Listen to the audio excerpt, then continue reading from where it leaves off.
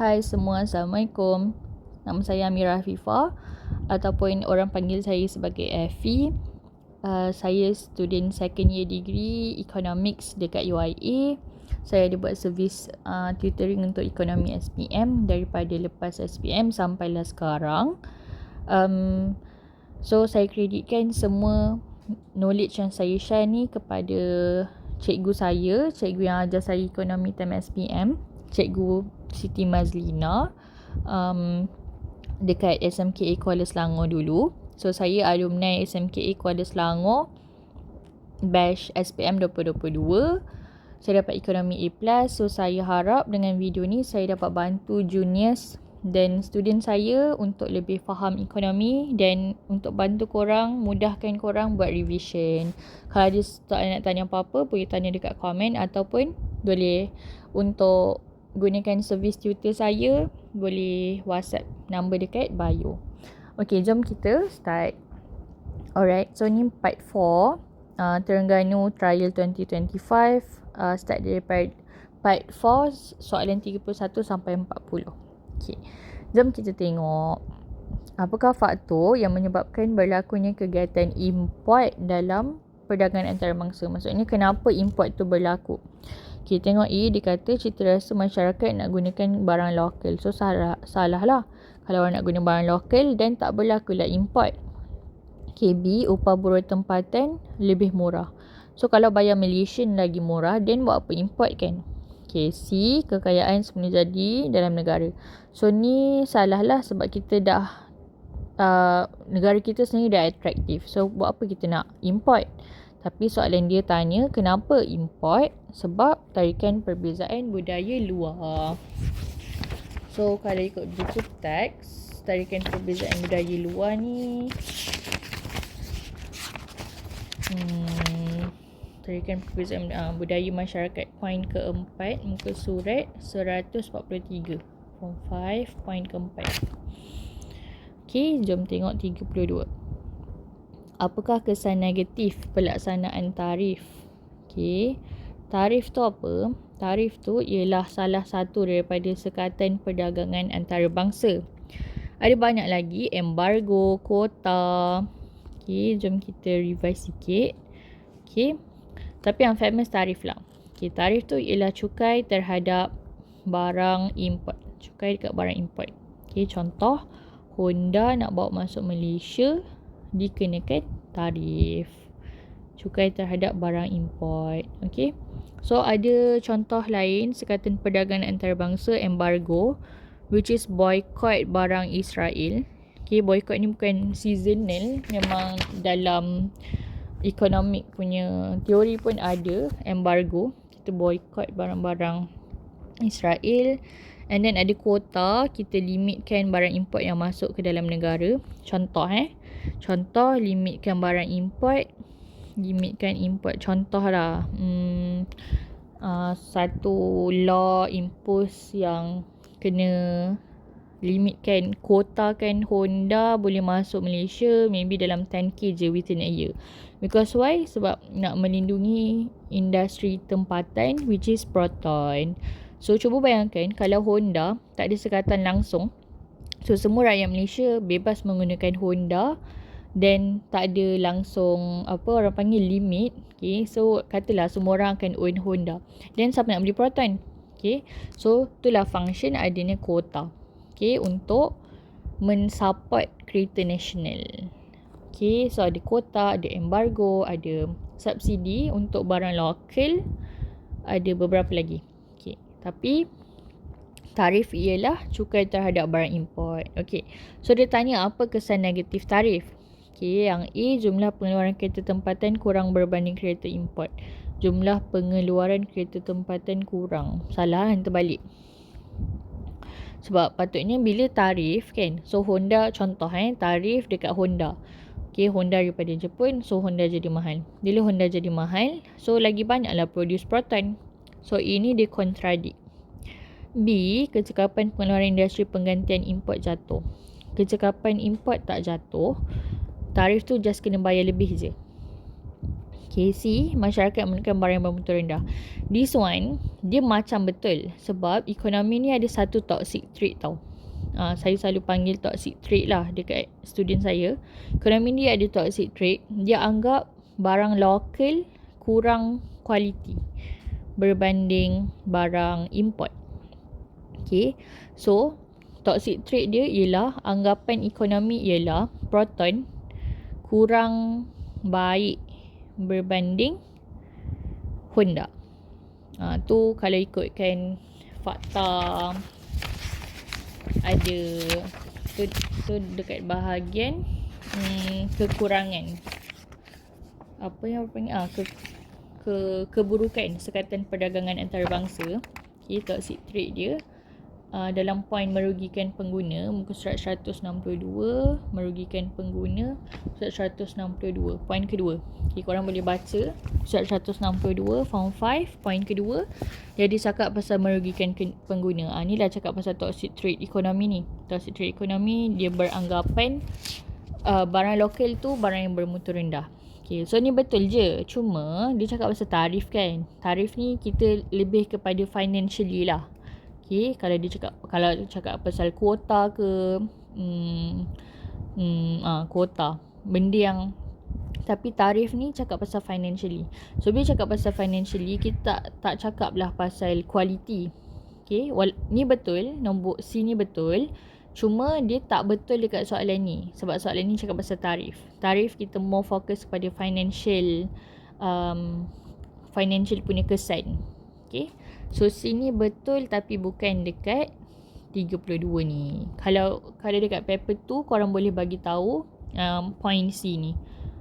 Kalau barang lokal bermutu rendah, tu satu anggapan dalam ekonomi lah, dalam tajuk keburukan sekatan perdagangan antarabangsa, page 162. Okay, so jawapan dia C. Kenapa? Bila adanya tarif, pengguna makin banyaklah expenses dia kena keluarkan. Okay, contoh bila ada tarif kat Honda. So bila nak beli Honda makin mahal. Bila Honda makin mahal, expenses masyarakat meningkat. Alright, jom tengok 33. Pasangan yang manakah betul?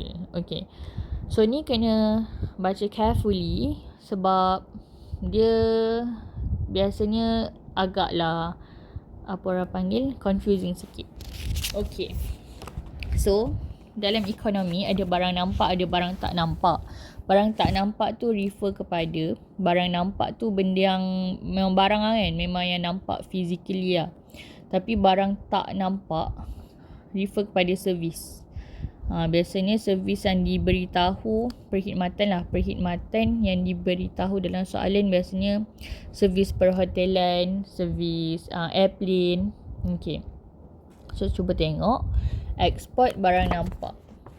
Ekspor barang nampak.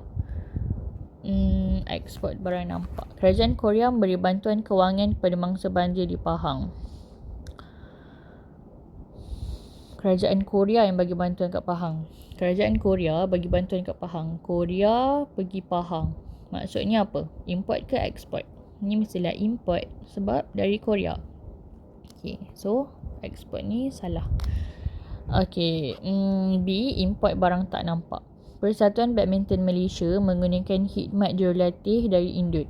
Okay, Malaysia menggunakan barang Indon kan.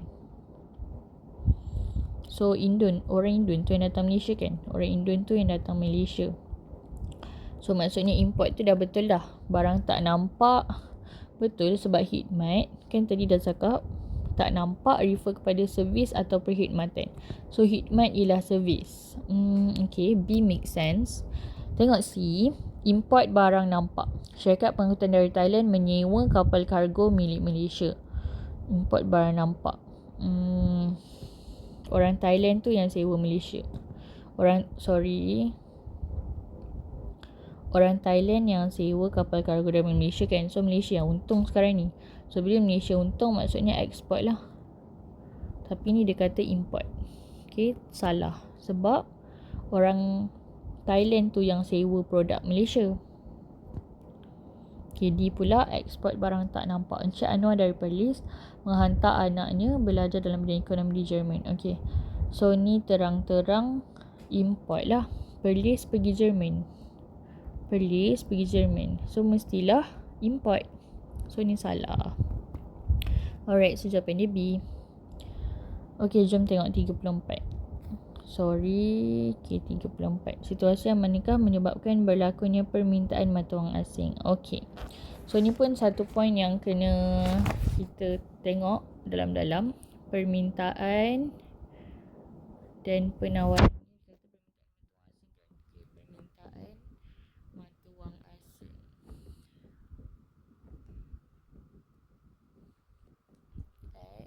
Penawaran ringgit Malaysia. Okay. So, one of the thing yang korang kena hadam ialah kalau dia kata permintaan mata wang asing, maksudnya penawaran ringgit Malaysia. Maksudnya kalau penawaran ringgit Malaysia, maksudnya import lah. Import. Okay. Sebab penawaran ringgit, saya selalu ingat macam ni. Penawaran ringgit Malaysia. Penawaran ialah apa yang kita offer kan. Ringgit Malaysia. So kita offer duit kita. Kita yang offer macam penawaran ni maksudnya jual tau. Penawaran jual. Penawaran jual. Kalau permintaan beli. Permintaan beli. Okay. So konsep dia jual ringgit Malaysia. Kita yang offer duit kita dekat foreigner. Okay. So contoh. Kalau kita nak holiday kan. Kita nak holiday luar negara. So kita akan pergi money changer kan. Tukar duit. So tu maksudnya penawaran ringgit Malaysia. Sebab kita pergi money changer. Kita bagi duit ringgit Malaysia. Contohlah kita nak travel pergi Singapore. Okay, contoh nak travel Singapore. So bila nak travel Singapore, apa yang kita buat? Kita pergi money changer. Money changer bagi duit Malaysia kita. Bagi duit Malaysia. Okay, lepas tu kita bagi duit Malaysia, orang tu akan bagi, money changer akan bagi, money changer akan bagi Singapore dollar. Okay. So, proses tu maksudnya penawaran ringgit Malaysia. Kita jual duit kita dekat money changer. Kita jual duit Malaysia, ringgit Malaysia dekat money changer. So, tu maksudnya penawaran ringgit Malaysia. Kita jual. Kita bagi tu kita jual. So, kita offer dekat foreigner. So money changer akan bagi Singapore dollar. So apa maksudnya money changer akan bagi Singapore dollar? Kan kita ambil kan Singapore dollar tu. So bila kita ambil Singapore dollar, maksudnya kita beli mata wang asing. Mata wang asing kat sini contohnya Singapore dollar. Okay. Boleh faham ke? Okay. So konsep dia okay, saya minta maaf kalau explanation saya pening. Konsep dia macam ni. Permintaan mata wang asing kan. Okay. So before tu permintaan maksudnya beli. Penawaran maksudnya jual. Okay. So konsep dia kalau permintaan mata wang asing maksudnya kita beli mata wang asing. Okay. Dalam masa yang sama, bila permintaan mata wang asing, dia sama juga dengan penawaran ringgit Malaysia. Dia benda yang sama. Okay. Nama lain dia ialah penawaran ringgit Malaysia. Sebab tu saya cakap kat sini. Okay. Penawaran ringgit Malaysia. Okay. So, cerita dia ialah import. Kalau berlakunya permintaan mata wang asing ataupun penawaran ringgit Malaysia, cerita dia ialah import. Okay. Contohnya, kita nak holiday, kita nak travel pergi Singapore. Okay. So, bila kita nak travel pergi Singapore, kita akan pergi money changer. Kita akan tukar duit. Okay. So, kita akan bagi duit Malaysia. Orang tu akan bagi kita Singapore dollar. So, ibaratnya, kita tengah jual ringgit Malaysia. Okay. Kita tengah let go. Kita buang ringgit Malaysia. Okay. Bagi kat money changer tu.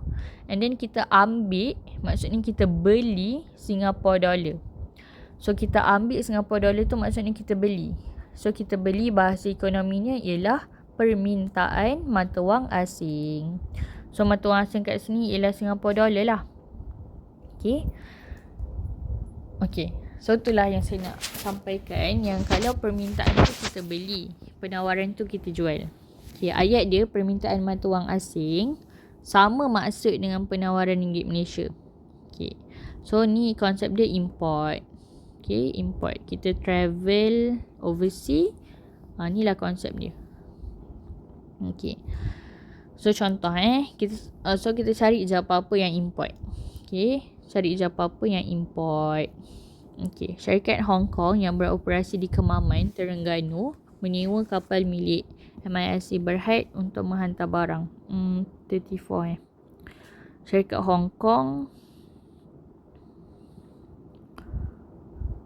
Hong Kong sewa barang daripada Kemaman. So Hong Kong guna barang daripada Malaysia lah, Kemaman, Terengganu. So Hong Kong guna barang daripada Malaysia. Maksudnya export lah. Ni yang A ni export. Sebab syarikat Hong Kong tu guna barang daripada Malaysia. Kemaman offer service kan. Syarikat Hong Kong yang beroperasi Kemaman menyewa kapal milik. Okay, so yang first ni export. So salah. Okay. B, kerajaan membeli vaksin Pfizer dari Jerman bagi melaksanakan program imunisasi kebangsaan. Betul, sebab import. Malaysia beli barang daripada Jerman. Okay, import. Kita nak cari apa-apa yang import. C, Maram bayar gaji pensyarah daripada UK. Okay, so ni pun Mara bayar gaji pensyarah dari UK. Dia kualifai profesional Mara Aikaro. Maksudnya orang tu dari UK. So dari UK. Mara bayar gaji pensyarah dari UK.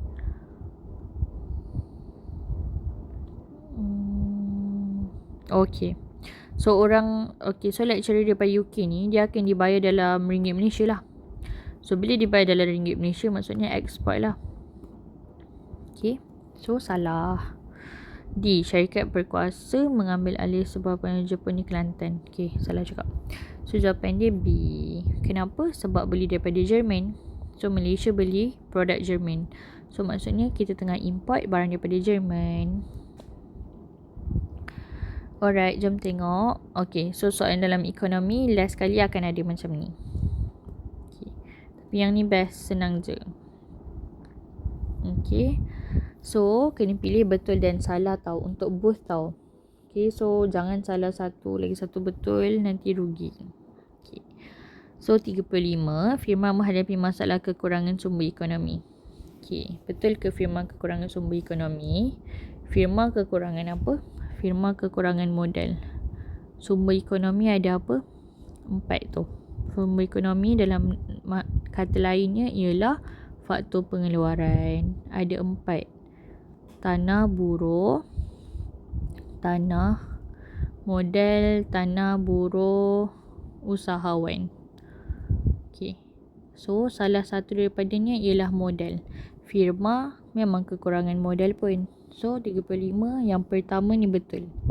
Okay, 35 yang kedua, kekurangan sumber ekonomi mewujudkan pilihan yang memaksimumkan kepuasan. Isi rumah yang nak maksimumkan kepuasan. Okay, konsep dia macam ni. Isi rumah, dia nak maksimumkan apa? Nak maksimumkan kepuasan. Okay, firma dia nak maksimumkan keuntungan. Dan kerajaan nak maksimumkan kebajikan masyarakat.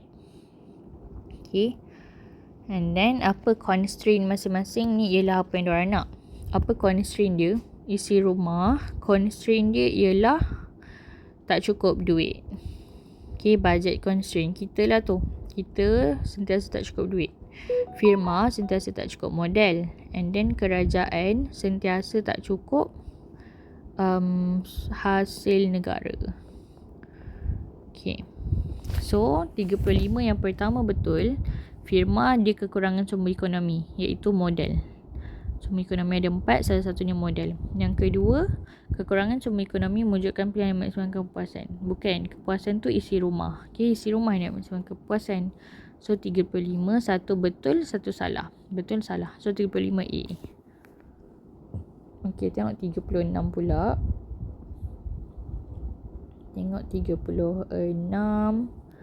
Nilai perkali keanjalan harga permintaan lebih daripada 1 adalah tak anjal. Okay, dia nak kata kalau lebih daripada 1 tak anjal. Salah lah. Kalau lebih 1 kan anjal. Okay. Yang kedua, 36 yang kedua, barang kemas adalah contoh barang anjal. Barang kemas adalah contoh barang anjal. Betul? Sebab barang anjal kan barang mewah. Okay. So salah dan betul. Salah dan betul. So B. Okay. 37. Kos implisit ialah kos yang dibayar dengan nyata oleh firma terhadap penggunaan input. Okay. This one saya selalu ulang dalam kelas dengan student. Kos implisit, kos eksplisit. Kos ada dua. Okay. Dalam form 4, bab 4, ada dua jenis kos. Implisit dan eksplisit. Okay. So implisit ni ialah benda yang in. Saya selalu ingat macam tu. Explicit kan X kan. So benda yang di-expose, yang terang-terang. Exposed. Okay. So explicit yang di-expose secara nyata ni explicit. So ni salah. Okay. Contoh kos implisit seperti ganjaran upah yang sepatutnya dibayar pada pemilik sendiri. Okay, ni betul. Okay, implisit ni benda yang in. Orang dalam je tahu. Okay, orang dalam je tahu. Contohnya, Nilofa. Okay, Nilofa ada company Nilofa. Okay. So, Nilofa punya owner kan Nilofa. So, tu ialah kos implisit. Okay. Gaji Nilofa Muhammad Nur. Okay. Ialah kos implisit bagi company dia sendiri. Bagi company dia sendiri, iaitu Nilofa. Okay, boleh faham tak? Implicit ni benda yang private, benda yang dalam. Contohnya bagi gaji dekat owner sendiri. Okay, so tu implicit. Tapi benda yang di-expose, okay, explicit, benda yang di-expose macam gaji staff, sewa kilang, bahan mentah, yang clearly, yang nyata, okay, yang expose, tu semua explicit. Tapi kalau private, implicit, in, orang dalam je tahu. Contohnya gaji Nilofa ialah kos implicit, kos dalaman, kos dalam. Orang dalam je tahu berapa gaji dia bagi company dia sendiri. Okay, that's how saya ingat lah. Tak tahulah. Okay, harap membantu korang ingat. So salah dan betul. So B. Okay, 38. Productivity atau, mana soalan 40 bawah lagi. Okay. Productivity atau daya pengeluaran ialah keupayaan untuk meningkatkan penghasilan output daripada jumlah input yang diberikan. Ni betul. Ni ialah takrif productivity form 4 bab 4. Okay, tengok yang kedua.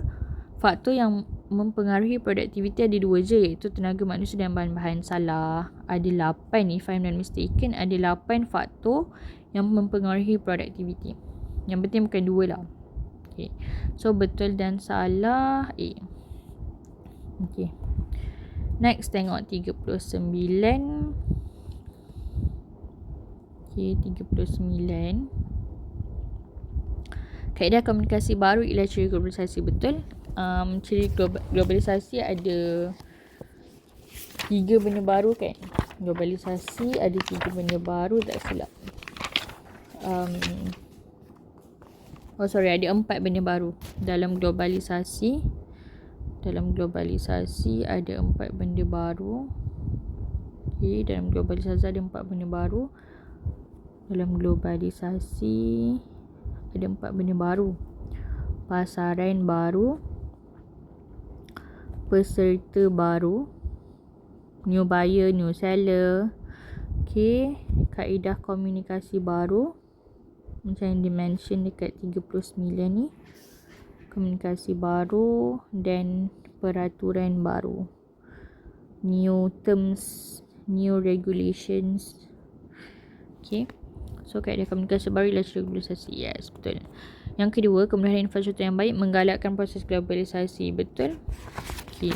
So ada 4 benda yang menggalakkan globalisasi. Sekejap yang ni ada 4 benda. Faktor penggalak globalisasi. Okey, ni pula faktor penggalak globalisasi.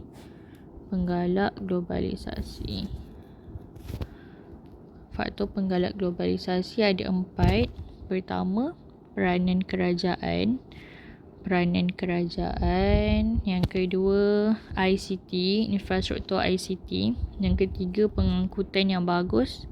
Yang keempat ialah pelancongan. Okay, so ni infrastruktur yang baik ni dalam ICT lah. Ni infrastruktur. Okay, so ni muka surat 128. Yang cakap pasal globalisasi tadi muka surat 121. Okay, so korang boleh refer dan revise semula. Okay, so untuk 40 akaun semasa. This one pun saya tak dapat. Sebab dia kena macam hafal kan. Akaun semasa mengalami kurangan disebabkan pembayaran kewangan meningkat. 40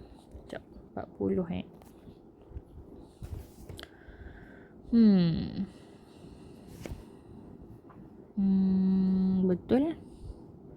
Akaun semasa mereka akan akaun modal dan akaun kewangan. Akaun semasa, akaun modal dan akaun kewangan. Akaun semasa rasa ada 3 benda. Sekejap Akaun semasa ada 4 benda. Akaun modal dan akaun kewangan. Okay, salah. Dalam akaun semasa ni muka surat 188. Okay, akaun semasa ada 4 benda. Yang pertama, barangan, perkhidmatan, pendapatan prima, pendapatan sekunder. Okay, surat 188 cakap pasal akaun semasa. Alright, so that's all untuk Terengganu trial 2025. So thank you for watching. Bye.